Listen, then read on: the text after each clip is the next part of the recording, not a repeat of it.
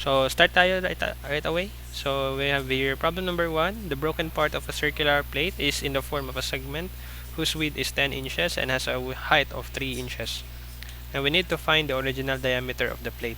Okay, hold on. Check ko lang if naka-record ba ako. Okay. Goods naman. So, gawa tayo ng parang okay. Ito yung circular plate natin originally. Pero sabi dito that na-break ito into two pieces. So meron tayong parang broken part here. In such a way that yung broken part na nabuo natin, itong upper segment, okay, is in the form of a segment daw, di ba? Ito segment to. Segment, ito na part, then ito din. This is the smaller segment, ito naman yung larger segment of the circle. So ang tanong dito is to find the original na diameter. Okay, ano yung height ng segment, width ng segment natin? 10 inches. Okay, meaning to say this one, from this point here to this point here, that is 10 inches. So, gawa tayo ng arrow, measuring 10 inches. So, yan. Sorry, sandali. So, dito, 10 inches. And then, sabi dito, yung height natin from this point to this point right here, that is said to be 3 inches. Okay, itong part na to is 3 inches. So, ang tanong dito is, what is the original diameter? So, to solve for the original diameter of the circular plate, so gawa tayo ng parang center ng circular plate natin. Sabihin natin, nandito yon. Okay? Then from the center, papunta dito sa side na to, or sa point na to, okay? That is the radius. And remember, the radius of a circle is half of the diameter. So we can just say that is d over 2. Tama ba? d over 2. And then, itong part na to, we can now create a parang right triangle. Tama? So meron tayong side na to, which is our hypotenuse, that is d over 2. If this is 10, so half of that is equivalent to 5. So, itong part na to is 5. Okay?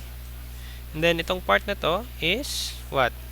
Since from this point to this point, that is d over 2 pa rin, that is radius, that is to be subtracted by 3 inches, then makukuha natin tong side na to. So, this is basically d over 2 minus 3. Okay? So, buo na yung right triangle natin. So, let me just redraw the right triangle. Okay, meron tayong right triangle na to. This is 5 inches. This is d over 2 minus 3. Or we can just say, yung 3 kasi, that is 6 over 2. So, meron tayong d, 1 minus, no. Okay. 6 over 2, that is, yes. No? Pwede lang pala, ano, no. Sabihin natin, 3 over 2, so 6 over 2, so that is d minus 6 over 2. Okay? d minus 6 over 2. Okay, pwede natin sabihin this one is d minus 6 over 2. Okay, so d minus 6 over 2. This one is d over 2. Okay? So we can now use the Pythagorean theorem for this triangle. So, d over 2 square, that is our hypotenuse. That is equivalent to 5 square plus d over 6 over 2. d minus 6 pala. d minus 6 over 2 square. Okay? And then, we'll just need to solve for the value of d. Okay, yung d natin. So, we can, we can expand this. We can have here d square over 4 equivalent sa 5 square, that is 25, plus etong part na to, d minus 6 square natin yan over 4. Okay, we can just multiply both sides by 4. So, we have here d square equivalent to 4 times 25, that is obviously 100, plus magiging d minus 6, ito square. And then, we can expand this d minus 6. Okay, d square equivalent to 100, plus yung expanded form nito would be d squared minus, okay, 12d plus 36. Okay? And then, itong part na to will be cancelled out kasi once we transpose d square, okay, from this side to this side, that would become negative. So, ito will be just 0. Okay, 100 minus 12d plus 36. 100 plus 36, that would sum up to 136 minus 12d. Ito 0. Transpose natin ito sa kabila, that would become positive 12d. Equivalent to 136, then divided by 12. So we can now solve for the value of the diameter, which is obviously equivalent to 136 divide 12. Okay? Or that is 11.33 repeating. Repeating yan. 11.33 repeating. Okay, yan yung sagot natin for this problem. Kuha ba, class? Do we have the same answer? Okay, actually, pwede lang dito, no, mag-stop. Pwede lang yung gawin is to shift solve. No, pinakita ko lang yung step-by-step simplification until nakuha natin yung diameter equivalent niya. Okay? So, hold on. Let's check if that is correct. Okay, square. So, shift solve. Ang sagot doon, 11. So, sabihin natin 10. So, yung sagot yan is 11.33 repeating. So, yan yung sagot natin for this problem. I hope nakuha nyo to, no? So, that is the diameter of our original plate. Okay, next question tayo, class. Next question. The equivalent triangle with 12 meter on a side represents a wooden flat standing in a load. A goat is tied up to a corner with an 18-meter rope. What is the maximum amount of grazing area available for the goat? Sabihin natin, class, meron tayong equivalent triangle. So, anong ibig sabihin ng equivalent triangle? Yung equivalent triangle is, sorry, sandali lang, class, ha. So, yung equivalent triangle is, yan yung triangle having the same side. So, sabi dito, 12 meters daw yung side natin. Ito 12, ito 12, ito 12. Then, sabi dito, on a corner, so pwede natin gawin dito lang yung corner or pwede dito, ito. Basta, either of these three corners, meron tayong goat na parang tinied up, no? So, meron tayong goat, and then yung rope, no, is 18-meter rope. So, sabihin natin, ito yung goat natin, and then, ito yung rope kung saan naka-tied up yung goat natin. So, this is 18 meters. Now, ito yung goat natin, no. Let's, for example, yung point na red. Then, sabi dito is, what is the maximum amount of grazing area? Pag sinasabi natin grazing area, yan yung area kung saan pwede mag-roam around yung goat natin. So, since naka-tied up siya dito, so, most likely, yung magiging grazing area lang niya would be like this one. So, diba, pag mag-move yan galing dito na point, so, 18, okay, papunta dito, yan. So, since this is 18, papunta dyan dito, ito na yung rope niya, then papunta na siya dito. Okay, sabihin natin, itong part na to. No? If this is 18, lahat itong red, so, since 12 na yan, so, this one will be equivalent to 6, no? 6 na to. And then, since dito naka-tied up siya, and then, pag mag-move siya dito, so, 6 na lang din yung magro-rotate dyan. Itong part na to, 6. Okay? So, similar to this one, pagpunta niyan dito, okay? Pagpunta yan dito, that is also 12 plus 6, so 18 na lahat. Then, pag mapunta siya dito, so 6 lang din yan. 6 plus 6, 12 naman yan. So, parang ito yung grazing area na mabubuo natin. Okay? So, etong area na to lang yung pwede ma-roam around ng ating goat. Para nakabuo tayo ng parang apple or parang heart, no? So, etong part na to, yan lang yung grazing area ng ating goat. Okay? Paano natin yan isosolve? Okay, paano natin isosolve itong grazing area ng goat? Okay? So, to solve for this problem, no? Ito na. Yan yung grazing area natin. To solve for this problem, pwede natin hatiin to into class, di ba yung pag equivalent triangle, yung sides or yung angle dito, yung interior angle natin is 60, 60, 60. Tama ba? If that is 60, itong part na to is equivalent sa, okay, sorry. Itong part nito is equivalent to, if this is 60, then overall, itong part na to, line man ito, 180. So, 60 minus, 180 minus 60, that is 120. So, itong part na to is 120 yan. Now, parang makakreate tayo ng circle, no? Kung buuin natin to para makakreate tayo ng circle having a radius of 18. Diba? Yung area ng circle natin is equivalent to pi r squared. Pi r squared, no? Pero hindi buong circle yung mabubuo natin. So, stop lang tayo dito at saka dito, no? Parang itong circle lang yung nabuo natin, no? Ayan lang. So, what is that part, no? Since may 60 degree tayo na hindi part, no, ng circle, ng buong circle. Therefore, lahat pala ng circle natin, 'di ba? Overall, isang revolution is 360, no? Minus natin 'yan by 60 degrees. Yan yung natira dito. Okay, ito yung part na 60 degrees na hindi na na-cover ng circle natin. Divide natin yan by the total na revolution, which is 360.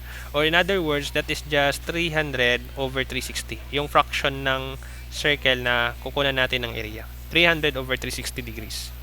So, yan lang yung part ng circle na kukunan natin yung area.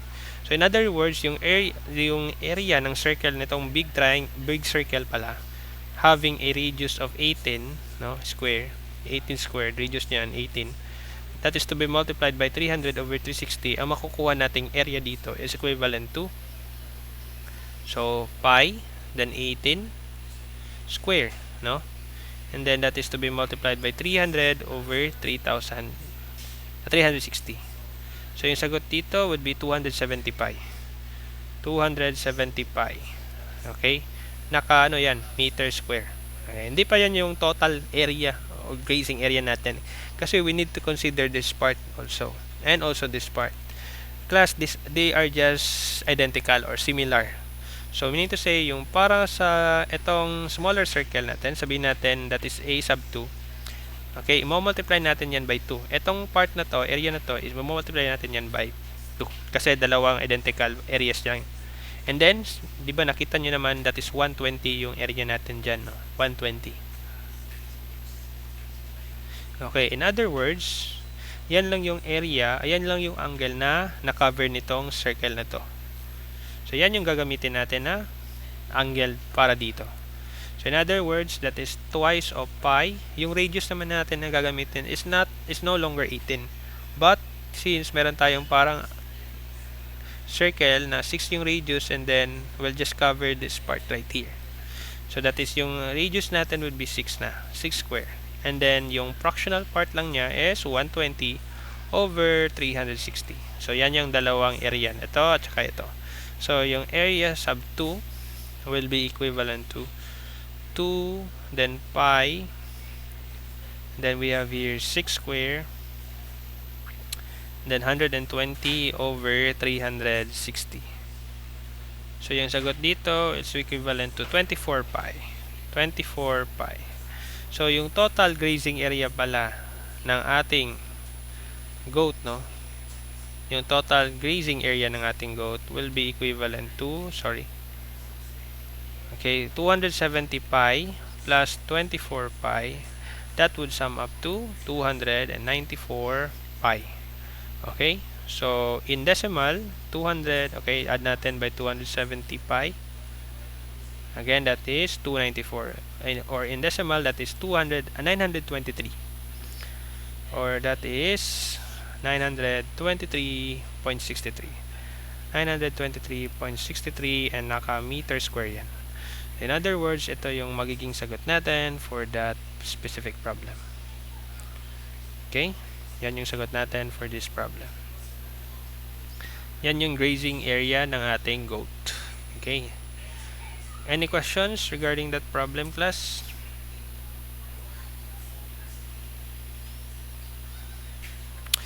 Hindi ito kasaling triangle dito kasi wooden plate man yan. So, solid yan ha. So, hindi yan ma-roam around ng ating goat, no? Do you have questions? Hello? Same room, Japan sa 25, sir. We'll just update you with the room assignment. Sige, let's continue. So, let's have this problem, no? The water in a hemispherical bowl is 20 inches across the top and 5 inches deep. What percentage of the capacity of the bowl is filled? So, meron tayong hemispherical. Ano yung hemispherical class? Half of what? Half of a sphere. Sabihin natin, ito yung sphere natin. So, half of that, yan yung hemispherical. So, pagpalagay natin, meron tayong etong part na to, tsaka gawa tayo ng parang arc. Sorry. Okay, yan yung hemisphere natin. The water in the hemispherical bowl is 20 inches across the top. So, meaning to say, gawa tayo ng parang water, no? Sabihin natin, ito yung water natin. Sorry, hindi accurate.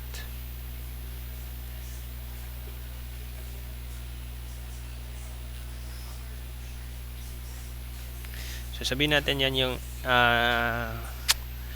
water natin. Sabi dyan, 20 inches daw siya across the top. So, from this point here until this point right here, 20 inches daw yan. Okay, itong part na to. And then, yung depth niya is 5 inches. So, itong depth niya would be 5 inches. Tanong dyan is that, what is the percentage of the capacity of the bowl that is filled? So, ano yung percentage? Okay, ito kasi, that is just the sphere. Ito yung hemispherical sphere. Tanong dito is, what is the percentage of the capacity of the bowl that is filled? Meaning to say, or of the bowl that is filled. Meaning to say, kukunin natin yung percentage na na-fill. Okay?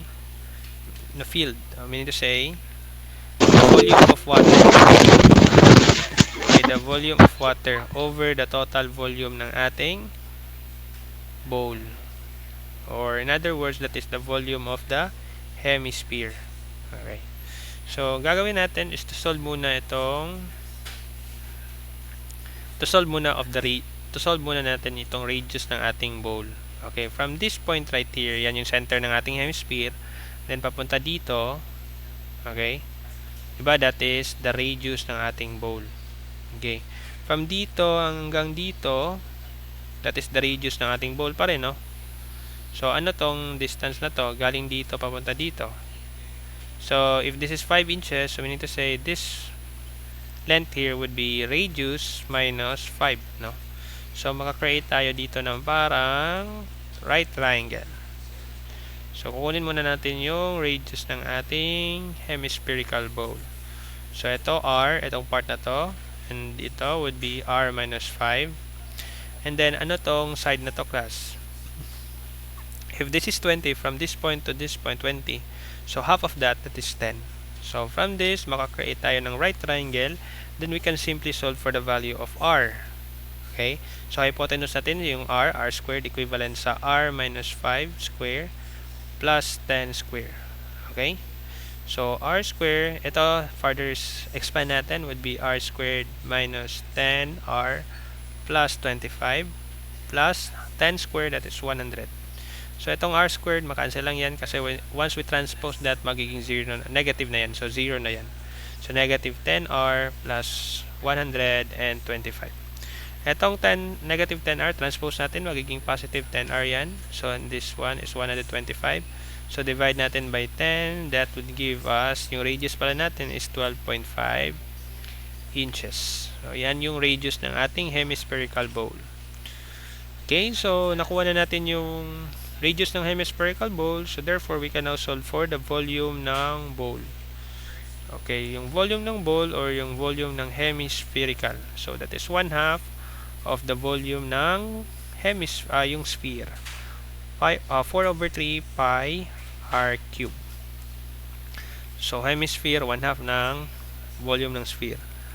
4/3, then pi. Yung radius na nakuha natin is 12.5 inches. Yan, no? So, cube. Meron pang cube dito.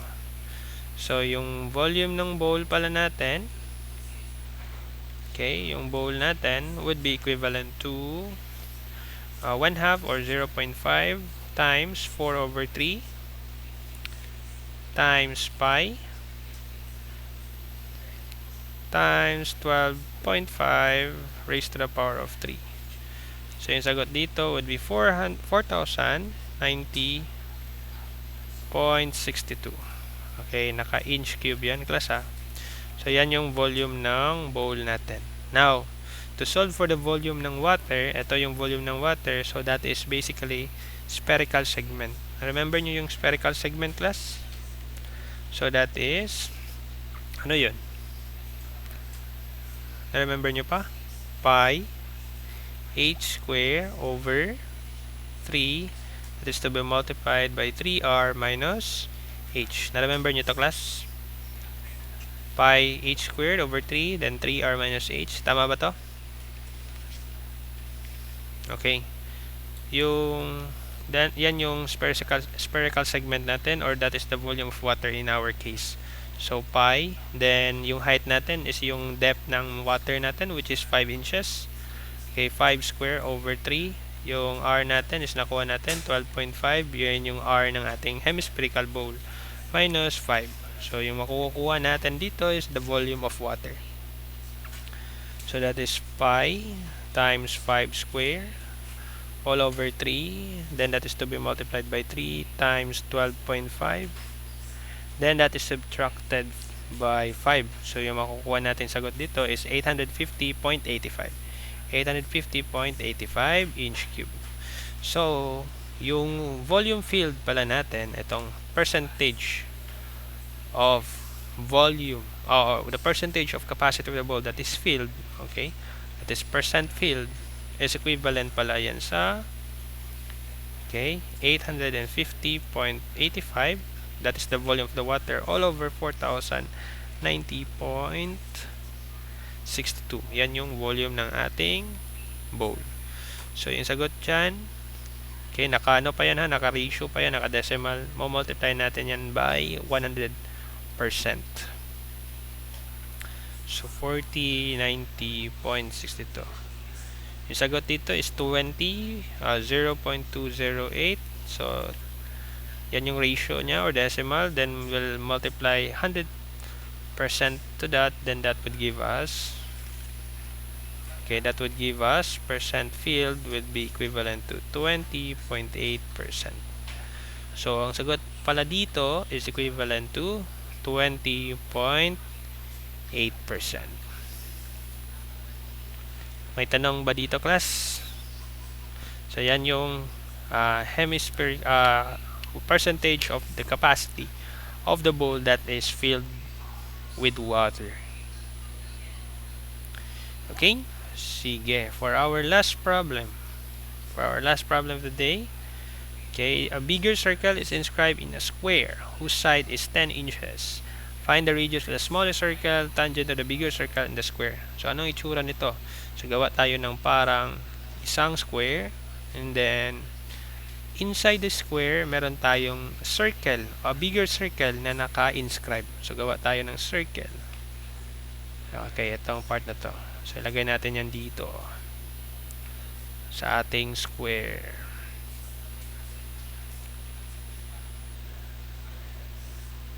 So, yan. Sandali,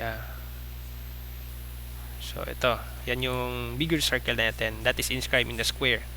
So, sabi dyan, yung square natin has dimensions of 10 each sides. So, 10 inches each sides. So, ito 10 din, ito 10, ito 10.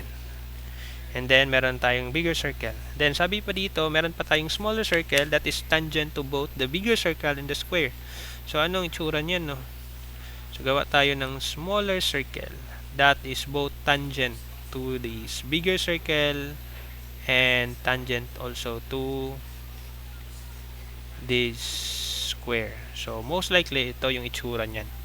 So, tangent siya sa dalawa, sa circle at sa square. So, if we will be, say, for example, ito yung center ng ating bigger circle. Ito naman yung center ng ating smaller circle. Okay, from this point here, papunta dito. Okay, sorry. From this point here, papunta dito. Bakit di mas straight? Okay, that is, pagpalagay natin, sorry, glass. Sabihin natin that is radius ng bigger circle. So, sabihin natin that is R. No? So, galing dito, papunta dito. Sabihin natin that is small circle. The small radius of the circle. So, that is small letter R. Okay? And then, this also is equivalent to R din, di ba? So, if that is R, gawa tayo ng parang line projecting R papunta dito na side. Ayan. And then, so gawa tayo ng also line papunta dito. Okay, sabihin natin papunta dito. Diba? That is R. Ito, malaking R yan, no? Then, ito, meron man tayong R na small d dyan, okay? Itong part na to is equivalent lang dito. So, therefore, itong side na to pala is equivalent lang sa R minus small letter R. And then, similarly, so, itong part na to, okay, itong part na to, itong part na to, so, sorry, itong part na to, sorry, itong part na to, that is just equal to R, diba? So, meaning to say, from this, okay, sorry, if this is overall 10, so we know for sure this one is 5, half of 10, no? So, parang nakakreate tayo ng isang, ano to class? Isang triangle, no? So, makakreate tayo ng isang triangle. So, ano yung lengths ng each sides ng triangle na to? So, meron tayong una, we have 5 here. Itong part na to, papunta dito, that is 5. Then, itong part na to, papunta dito, that is R minus small letter R. And ano yung side nito? From here to here. Okay, sorry. From this point to this point. Bakit hindi mas straight? Okay, from this point to this point. Okay, that is equivalent to R plus small letter R. So, R plus small letter R. So, we can now solve for the value of what? The smaller radius. Ano pala yung bigger radius natin? If this is 10, itong side na to, no? If this is 10, itong side na to, remember class, if that is 10, okay, mali pala, no? This is supposedly 5 minus R pala to class, ha? 5 minus R kasi itong side lang to hanggang dito lang, no? Kasi itong side na to hanggang dito, that is 5. That's minusan pa natin yan ng isang R dito. So 5 minus R yan. Itong part to is 5 minus R. So yung radius pala natin, so diba yung diameter ng circle na nabuo natin is the same lang ng side ng ating square. So half of that is 5. So yung R dito would be, yung capital R would be 5. Okay? So yung R dyan is equivalent to 5. Half of the side of the circle. So, yung tanong dito is yung small letter R. So, gagamitan natin yan ng concept ng triangle pa rin, or right triangle. So, napansin nyo na class, no, na most of our approach in solving plane and solid geometry involve yung lagi yung right triangle. Okay, so, marami talaga sa final exam, expect triangles. Okay, this one will be our hypotenuse, 5 plus R square. Equivalent yan sa ito, 5 minus R square. Okay, plus similar 5 minus R square pa rin. Okay, so ito, the same lang sila. So, we can just add up that one. So, maging 2 times minus 5 minus R square. Ito naman, 5 plus R square. So, gagawin natin is to expand this term. So, 5 squared magiging 25 plus magiging 10R yan plus R squared. Itong part na to, 2 tapos 25 pa rin ito minus 10R plus R squared. Okay, distribute natin itong 2 So, magiging 25 plus 10r plus r squared equivalent to sa 50. 2 times 25, 50. 2 times negative 10, magiging 20r. Then, 2 times r squared, magiging 2r squared. Okay? So, ito, distribute natin papunta dito or transpose natin. So, magiging 0 na to dito na part. So, this is 50 minus 25, no? And then meaning we have 20r, then ito magiging negative 10r, then plus 2r squared, ito magiging negative r squared. So 50 minus 25, that is 25. Then 20r minus 10r, magiging 30r. And then we have here plus r squared. So meron na tayong quadratic equation. So r squared minus 30r minus 25 equate that to 0. So, kapag quadratic equation, there are two possible roots. So, gamitan natin yan ng quadratic formula. So, negative b, positive negative, square root of b squared minus 4ac over 2a. So, there are two possible roots. Yung b natin is negative 30. Okay, positive negative, square root of.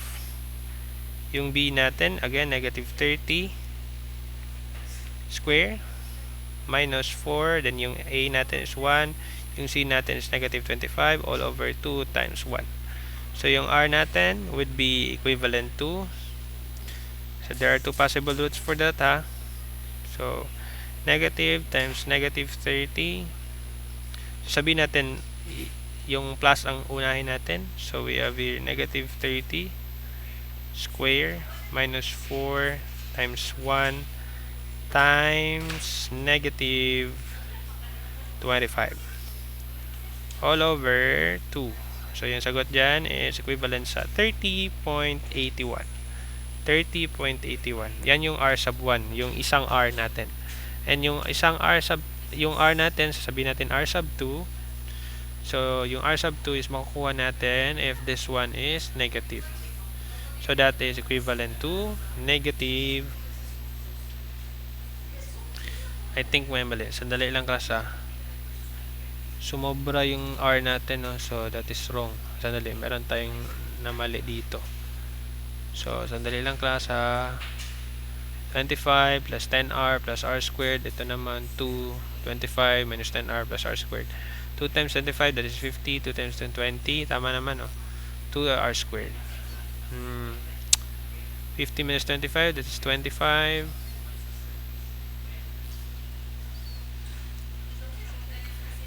Okay. Okay. Dito tayo nagkamali. This is positive 25 pala. So, r squared minus 30. Okay. So, this one is positive 25. Okay. Dito tayo nagkamali, class. So, ulitin natin. Kung add yan. Okay. Kung add to, kung plus to, and then, itong part na to should be positive 25.